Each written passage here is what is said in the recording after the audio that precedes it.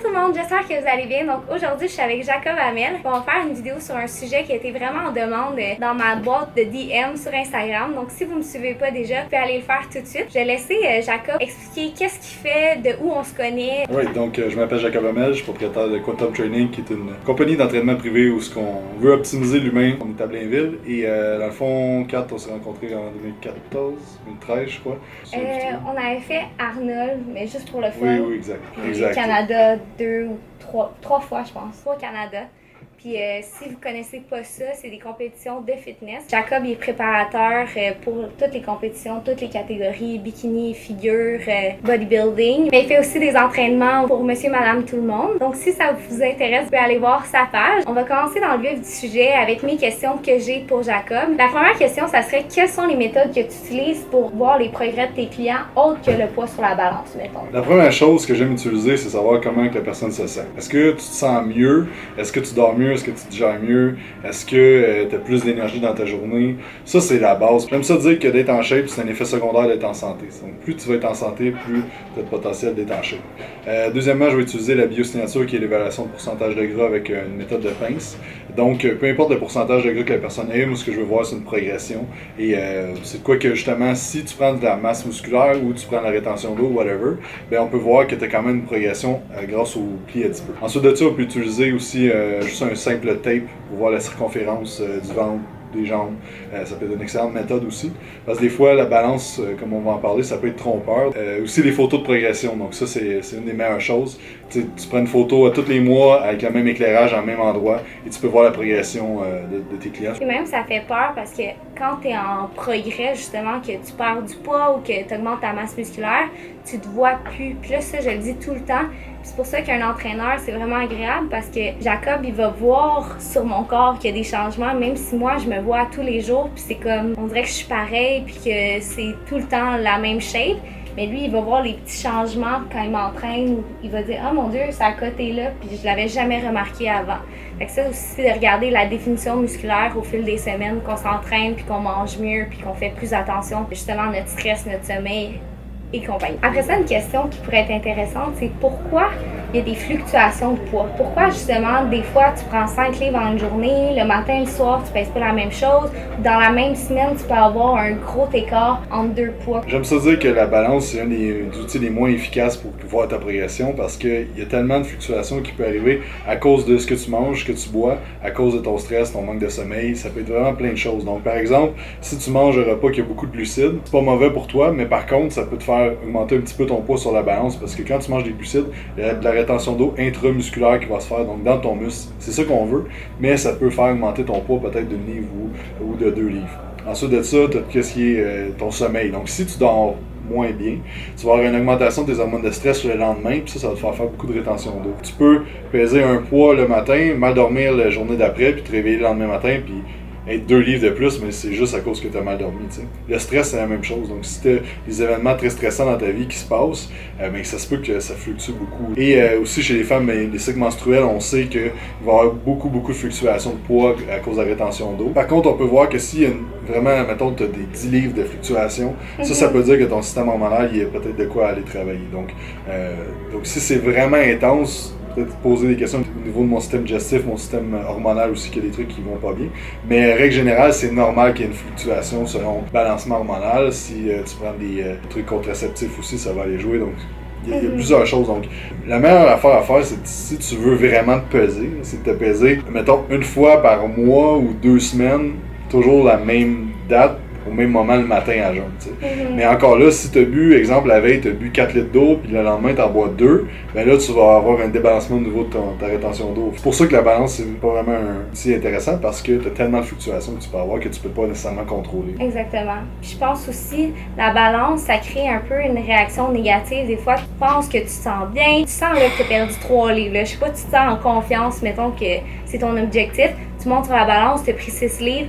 Sentiments négatifs, culpabilité, tu te questionnes, du stress qui justement t'aide pas dans ce processus-là. Fait que je pense que c'est pour ça que trop se peser, ça peut être malsain. Il y a aussi un gars que je connais, mais justement parce que lui, son poids, il s'en fout, il fait une moyenne de ses poids de la semaine. Fait qu'il se pèse à tous les matins, mais sans y accorder comme une importance. Il les additionne, il divise par 7, puis c'est son poids de la semaine. C'est intéressant ça. Ça, c'est quand même intéressant, mais encore là, je dirais, trop se peser, des fois, ça peut devenir maladif. C'est comme une étape de plus le matin.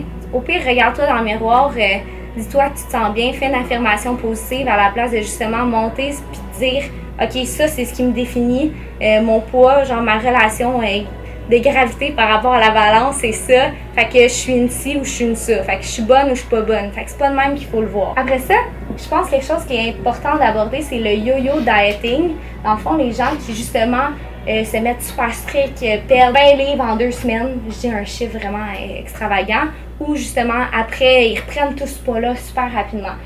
Pourquoi c'est nocif ça? Pourquoi c'est mieux de justement faire une perte de poids qui est plus stable, plus lente, puis qui va se conserver plus longtemps? Mais premièrement, si on regarde au niveau des statistiques, les gens qui vont faire des diètes yo-yo, ça veut dire ils vont diéter vraiment intense pendant 2 semaines, la semaine d'après, ils vont juste manger qu'est-ce qu'ils veulent, ils vont reprendre leur poids et tout ça. Si on regarde sur l'espace d'1 an, il va y avoir une augmentation d'à peu près 20% du poids corporel. Donc, c'est pas beaucoup, rien. Là. Exact. Puis ça, c'est des recherches qui ont été comptabilisées. La vraie science qui a trouvé ces chiffres-là. Ce qui arrive, c'est que, tu sais, je dis toujours à mes clients, tu veux pas être en shape pendant 3 mois, tu veux être en shape pour le restant de ta vie, tu sais. Fait que ça donne rien de focusser sur tout couper puis être extrêmement strict si t'es pas capable de tenir ce rythme-là. Donc, t'es toujours mieux d'adopter une alimentation qui est plus constante parce qu'au bout de la ligne, 1 an plus tard, c'est ça qui va avoir une différence entre est-ce que t'as des résultats ou t'en as pas. Ce qui va arriver aussi, c'est que tu ralentis ton métabolisme basal. J'aime ça imaginer que le métabolisme, c'est comme un feu de camp. Okay? Puis quand tu mets pas de bois, ben ça fait de la braise puis il chauffe pas beaucoup. Plus tu mets de bois, exactement. Puis plus tu mets de bois, plus que ça va brûler puis que ça va faire de la chaleur. Le métabolisme, c'est un peu la même chose avec les fonctions thyroïdiennes. Donc, si tu mets pas beaucoup de bouffe dans ton alimentation, si tu manges vraiment pas beaucoup, tu fais trop de cardio et tout ça, tu es trop en hypocalorie, mais ce qui arrive, c'est que ton métabolisme va ralentir. Fait que c'est juste que tu vas brûler moins de calories à rien faire dans ta journée. Donc, c'est vraiment pas ça qu'on veut. Au contraire, on veut brûler le plus de calories possible. Donc, il va y avoir aussi un aspect négatif sur le métabolisme si tu es toujours en train de faire le yo-yo. Parce que ce qui arrive, c'est que là, tu baisses beaucoup tes calories. Ton métabolisme basal est ralenti. Là, dans le fond, tu te remets à manger beaucoup de calories. Ce qui arrive, c'est que là, ton métabolisme n'est pas capable de métaboliser toutes ces calories que tu y mets dans le surplus. Là, ce qui arrive, c'est que tu stockes beaucoup de gras. Et là, après ça, tu recommences ton yo-yo à... Justement, là, on mange plus du tout. Le métabolisme basal, il redescend encore plus. Fait qu'au bout de la ligne, tu vas juste être soit pareil ou soit pire que tu étais au début. J'ai l'impression que les bonnes choses, les bons nutriments, on peut en manger beaucoup dans des grosses quantités qui vont justement faire en sorte qu'on n'a pas faim entre les repas.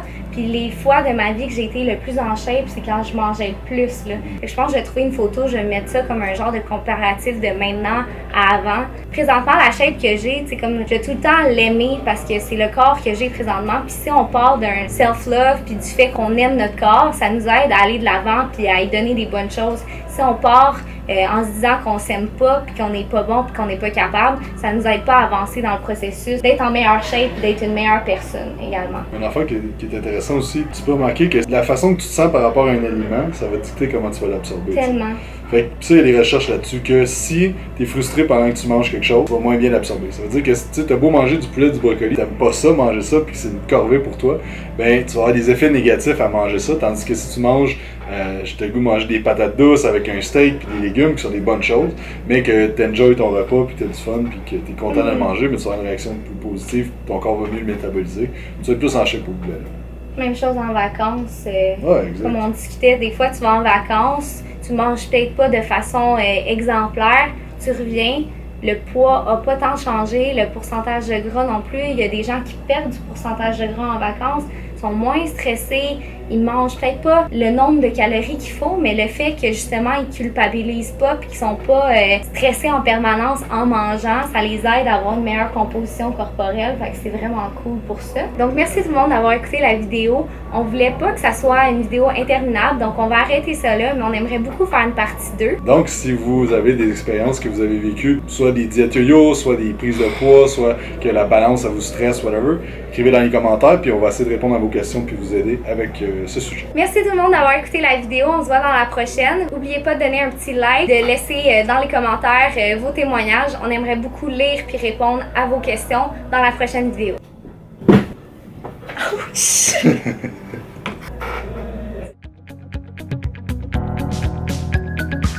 Merci beaucoup. À la prochaine.